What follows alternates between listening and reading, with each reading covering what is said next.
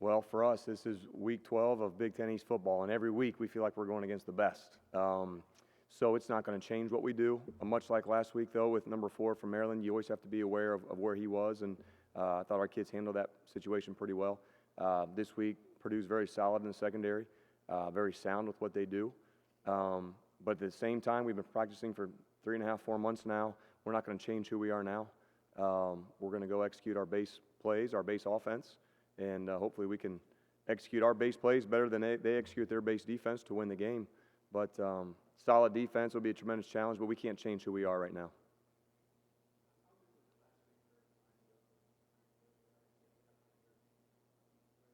Yeah, right. No, I think that's awesome for Divine, and he certainly stepped up his game. And once again, from a coaching staff, though, we know what he's capable of, so it didn't really surprise us.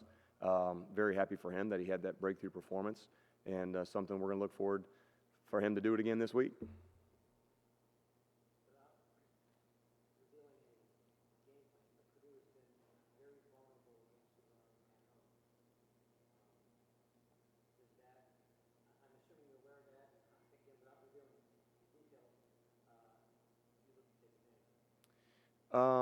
What I've seen from Purdue on film is that they are going to load the box. They're going to do everything they can do to stop the run, much like Maryland did, much like Michigan did. And so for us, we look at this film again, and we're, as coaches, are sort of shaking our head, because again, Big Ten East football is the real deal. And every week it's like, man, here we go again. And Purdue's no different. They're going to do everything they can do to stop the run, force us to beat them in the throw game, and so that's what we anticipate right now going into this game. I think they're a team just like us, where you look at them and their record doesn't match their performance or their level of ability. Much like us, we've lost some games late in the year, late in the fourth quarter that we shouldn't have. Much different. We could be a much different record right now than we are. Purdue's the same way. So I don't know what their stats are. Don't really care what their record is. All I know is what I see on film. I see teams playing their butts off. They play very hard. And like I say, it's going to be a dogfight on Saturday.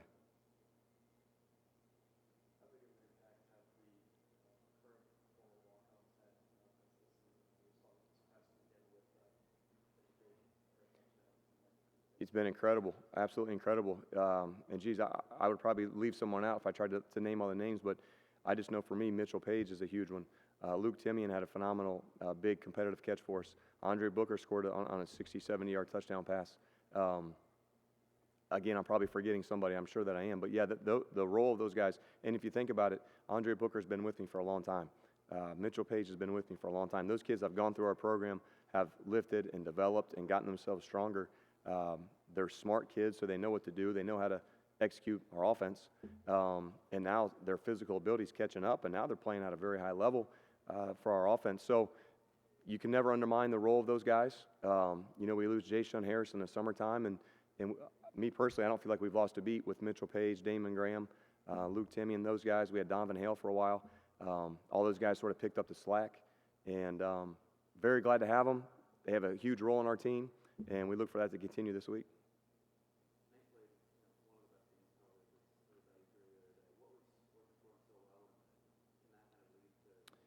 Yeah, you know what I think it was? Really, he just got he was on time with his throws. He was very decisive with his reads. His feet were where they were supposed to be. He had a tremendous look in his eye, and he went out and played at a high level. And really, you go through that first quarter, and things weren't really going well, and it would have been easy for our team to get rattled, to fall apart, but we didn't do that. We sort of righted the storm and kind of stuck with our base plan and kind of kept on going. But really, I go back, Nate. I think he played well because he had a great look in his eye. I think he was determined to play well. These kids are hungry. They've worked really hard. We've come up short in some games, but we're trying to do our best to finish off this year in the right way.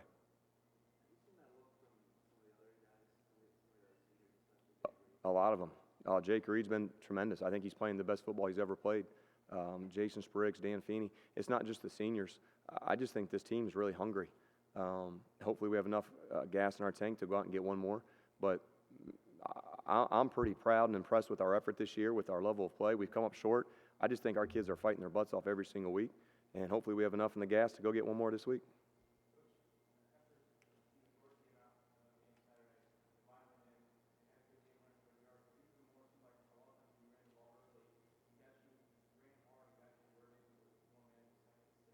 Sure.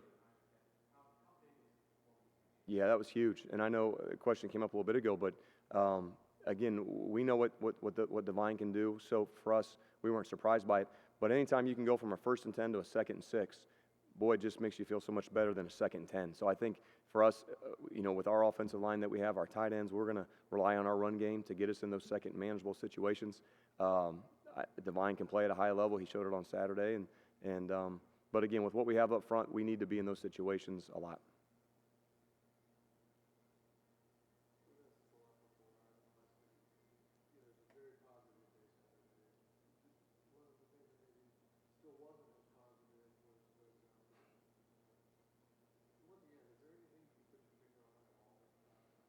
Um, you can, but it goes game by game. I don't know if there's a reoccurring theme.